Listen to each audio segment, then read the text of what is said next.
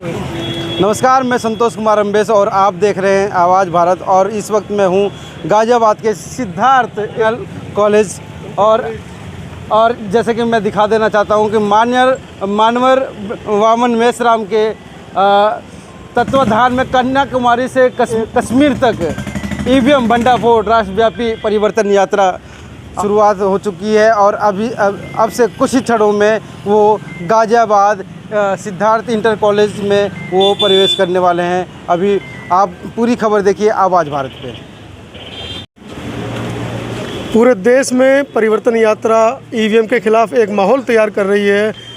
जिस ईवीएम को जिस देश ने बनाया उसी देश ने उसको नेगलेक्ट कर दिया है, लेकिन उसके बावजूद भी भारत की सरकारें ईवीएम के खिलाफ या ईवीएम को हटाने के पक्ष में कोई ठोस कदम नहीं उठा रही है। बहुजन क्रांति मोर्चा, बामसेफ, तमाम साथी उसको लेकर आंदोलन कर रहे हैं। सर, क्या लगता है क्यों आपकी बातें नहीं मानी जा रही है? ईवीएम को प्रमुखता से क्यों ये लेकर चल रहे हैं? ये जो आपका चैनल है, उस चैनल वाले को दर्द महसूस हो रहा है कि इन बातों को क्यों नहीं माना जा रहा है जी। मगर जो अडानी अंबानी के द्वारा प्रायोजित जो चैनल है, उनके लोगों को दर्द नहीं हो रहा है जी। तो दर्द होने का मामला जो है वो हमारे लोगों का है, ब्राह्मण बनियों का नहीं है जी। 8 अक्टूबर 2013 को सुप्रीम कोर्ट ने फैसला सुनाया कि ईवीएम मशीन से गड़बड़ी करना संभव है।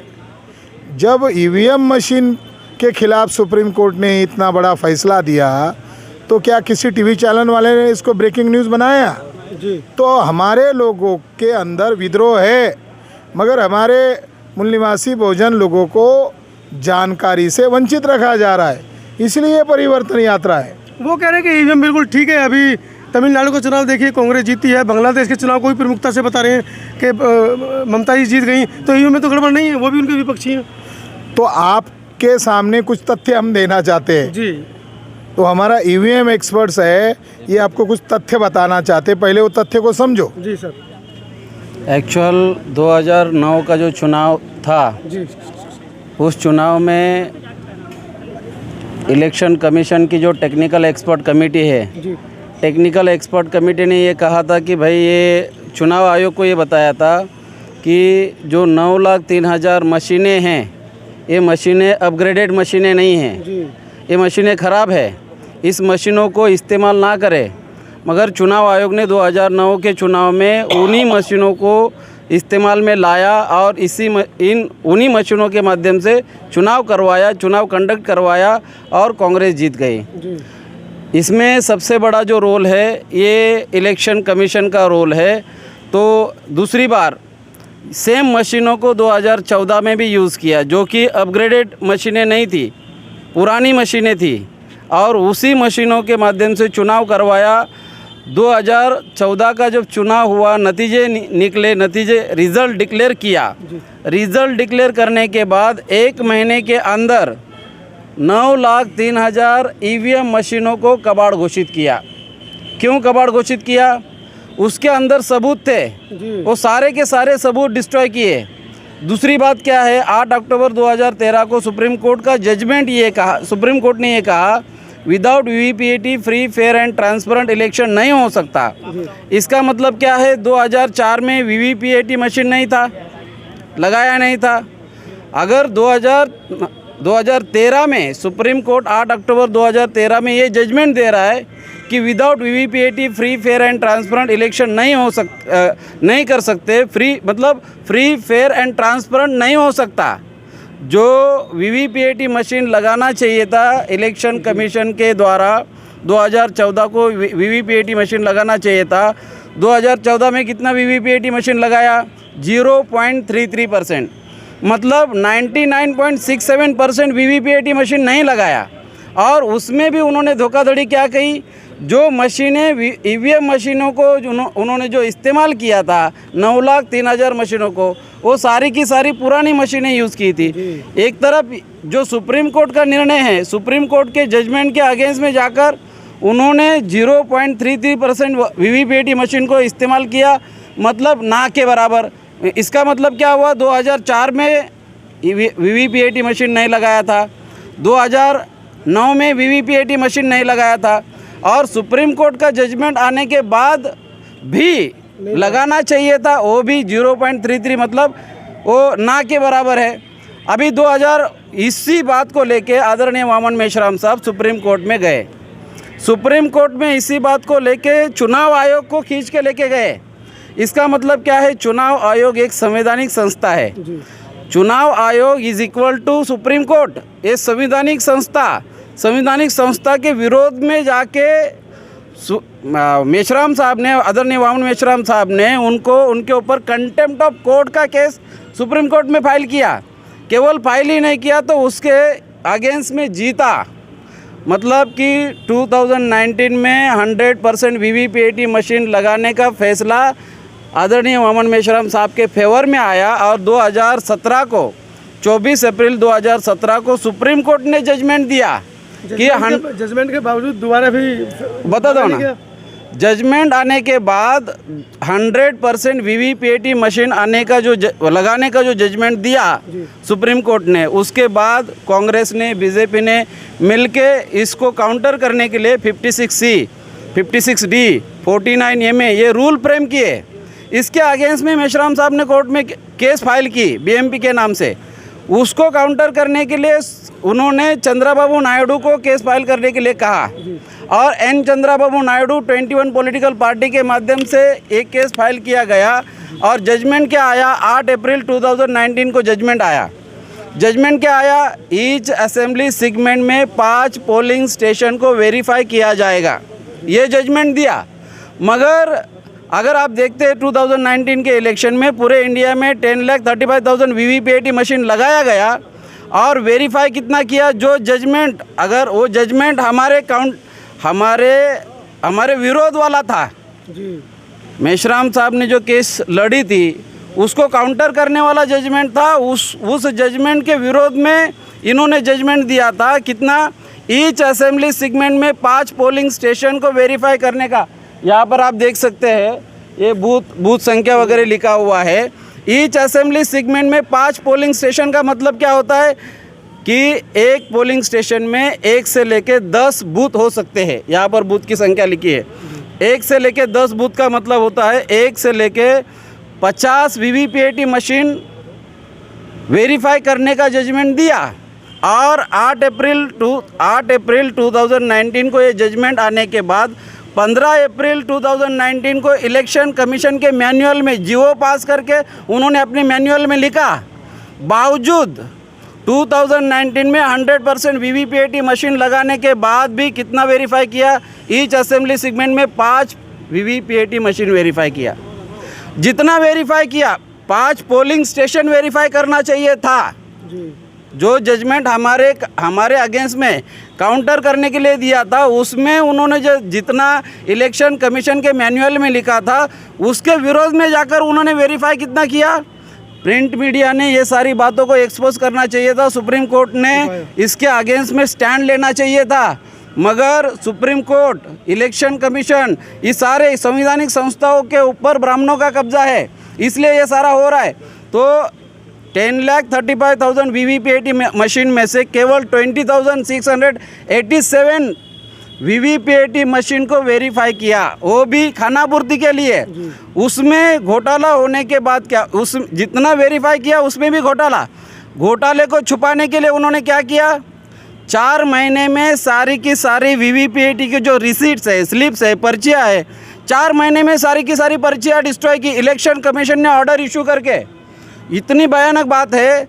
जो रिज़ल्ट पब्लिश किया, आप लोगों को यहाँ अभी जो आप लोग इंटरव्यू ले रहे हैं, आपको शॉक लगेगा। 2019 का जो इलेक्शन का रिज़ल्ट है, 23 मई को रिज़ल्ट डिक्लेयर किया, ईवीएम का रिज़ल्ट डिक्लेयर किया। 27 को 5 दिन के बाद उन्होंने इलेक्शन कमीशन ने अपने वेबसाइट पर रिज़ल्ट पब्लिश किया। 7 फेज़ में इलेक्शन हुआ था। 7 फेज़ में से केवल 4 फेज़ का रिज़ल्ट उन्होंने पब्लिश किया। केवल 4 फेज़ का रिज़ल्ट पब्लिश किया। 4 फेज़ का रिज़ल्ट कितना पब्लिश किया? 373 सीट का। उसमें 220 सीट्स पर ज़्यादा वोट निकले, 153 सीट पर कम वोट निकले। तो ये जी जितना लोगों ने वोट डाला उससे ज़्यादा वोट निकले 220 सीट्स पर, लोकसभा के 220 सीट्स पर। अगर एक सीट पर होता तो ठीक है, बोला जा सकता था। 220 सीट्स पर यह घोटाला हुआ।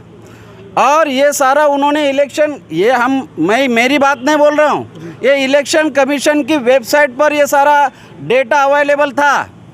जब इलेक्शन कमीशन को ये कम्युनिकेट किया गया, ये धोखा, ये मिसमैच का मामला इलेक्शन कमीशन के लोगों को बताया गया, तो तुरंत इलेक्शन कमीशन के लोगों ने वो सारा डिलीट कर दिया। डिलीट करने के बाद 1 जून को इलेक्शन कमीशन ने प्रेस नोट लिखा, अभी भी अवेलेबल है। इलेक्शन कमीशन के वेबसाइट पर प्रेस नोट अवेलेबल है, 1 जून 2019 का प्रेस नोट अवेलेबल है। उसमें क्या लिखा है, जो डेटा हम पब्लिश कर रहे हैं ये डेटा प्रोविजनल डेटा है, ये ऑथेंटिक डेटा नहीं है। आज भी ये जो गवर्नमेंट है, ये गवर्नमेंट प्रोविजनल गवर्नमेंट है। जो डेटा पब्लिश किया जून, जुलाई, अगस्त, सितंबर, अक्टूबर, नवंबर महीने में एडीआर नाम के ऑर्गेनाइजेशन ने, association for democratic reform common cause, Prashant Bhushan Delhi के सुप्रीम कोर्ट के लॉयर, इनके द्वारा सुप्रीम कोर्ट में केस फाइल हुआ। केस क्या फाइल हुआ, इलेक्शन कमीशन हमें ये बताए कि आज तक इलेक्शन कमीशन ने 6 महीने हो गए, इलेक्शन कमीशन ने ऑथेंटिक डेटा पब्लिश क्यों नहीं किया, ये सवाल किया। आज तक वो केस पेंडिंग है।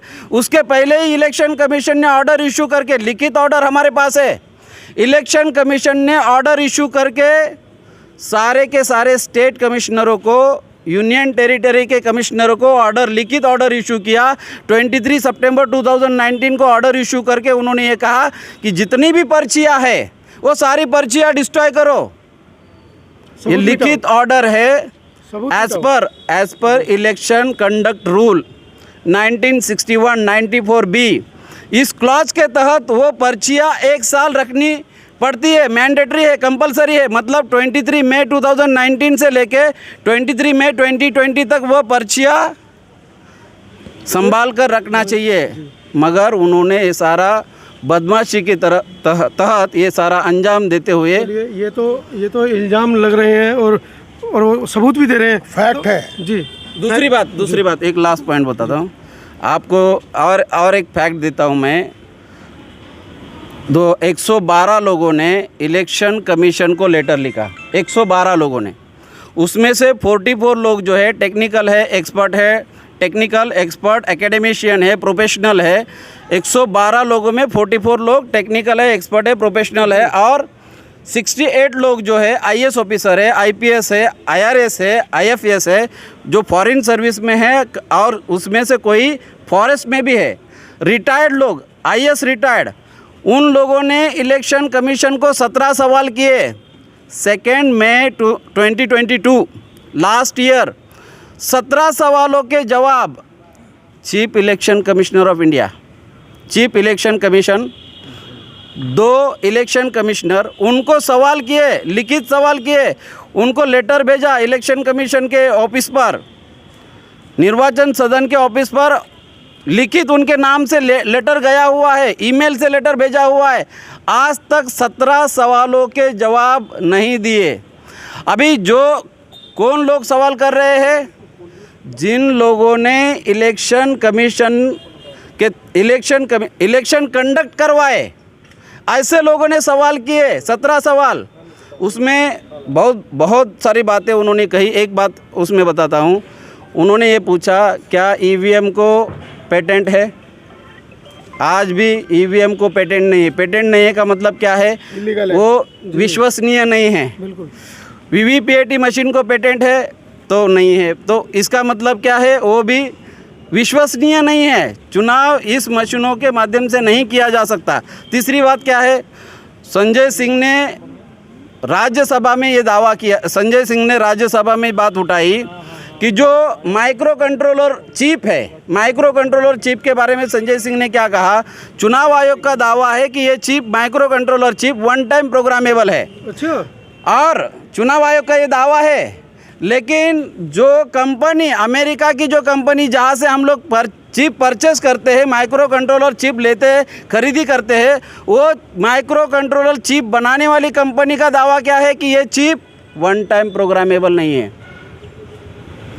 रीसेट हो सकती है बार बार।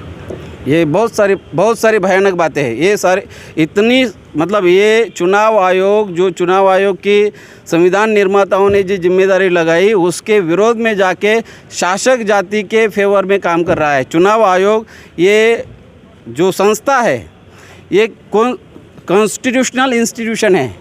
कॉन्स्टिट्यूशनल इंस्टीट्यूशन की जिम्मेदारी संविधान निर्माताओं ने संविधान की रक्षा के लिए लगाई है, लेकिन उसके विरोध में राष्ट्रद्रोह का कार्य कर रहा है। जी, तो क्या लग रहा है पूरे देश में आप ईवीएम के खिलाफ या ईवीएम के बारे में लोगों को जागरूक कर रहे हैं, लोगों में जागरूकता आ रही है? लोगों किस तरह की में प्रतिक्रिया बड़े पैमाने पर जागरूकता आ गई है और मान्यवर वामन मेश्राम साहब कन्याकुमारी से लेकर जम्मू कश्मीर तक ये जो ईवीएम भंडाफोड़ परिवर्तन यात्रा निकाल रहे हैं, तो उन्होंने नागपुर में जब ये यात्रा पहुंची तो वहाँ उन्होंने ऐलान किया कि धोखाधड़ी से अगर ये चुनाव होते हैं तो ये देश और संविधान के लिए खतरा है। जी, तो आने वाले समय में हम ईवीएम को लेकर भारत बंद करने वाले हैं। तो ये जागृति नहीं है, ब्राह्मण बनिया मीडिया हमारे लोगों को बता ही नहीं रहा है। बिल्कुल। तो लोगों को कहाँ से पता चलेगा? तो ये पहला संदेश देने का, जागृति देने का अभियान इसके द्वारा हो रहा है। देश में जो स्थापित पार्टियां हैं जो दावा कर रही हैं मुख्यमंत्री बनने का, प्रधानमंत्री बनने का, वो लोग क्यों ईवीएम के खिलाफ खड़े नहीं होते हैं? आप लोग लगातार, मैं देख रहा हूँ कई वर्षों से आप लोग मेहनत कर रहे हैं इस बारे में।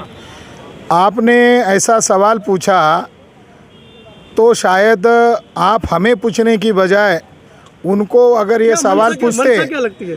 हमको पूछने की बजाय उनको पूछते तो उनसे कुछ जवाब हमको भी देखने को मिलता। जी जी, ये सवाल आपका भी नहीं हमारा भी है।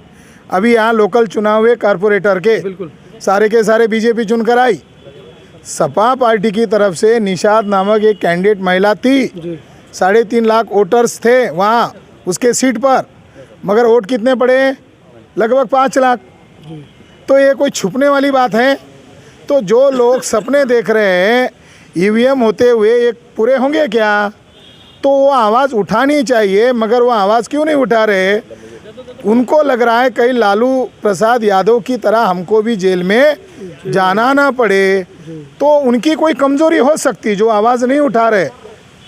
सीबीआई, न्यायपालिका, ईडी ये इनको डरा रहे होंगे, ये डर रहे भी होंगे। तो लड़ने वालों को लीडर मानते हैं मान्यवर कांशीराम साहब, मैदानी स्तर पर लड़े, लोगों को इकट्ठा किया और ये राष्ट्रीय स्तर पर पार्टी बनाया।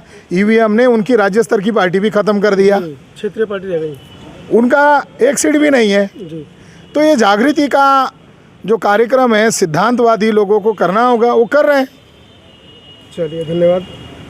वीडियो कैसी लगी आप अपने कमेंट्स के माध्यम से हमें बता सकते हैं और चैनल को लाइक, शेयर और सब्सक्राइब जरूर करें। धन्यवाद।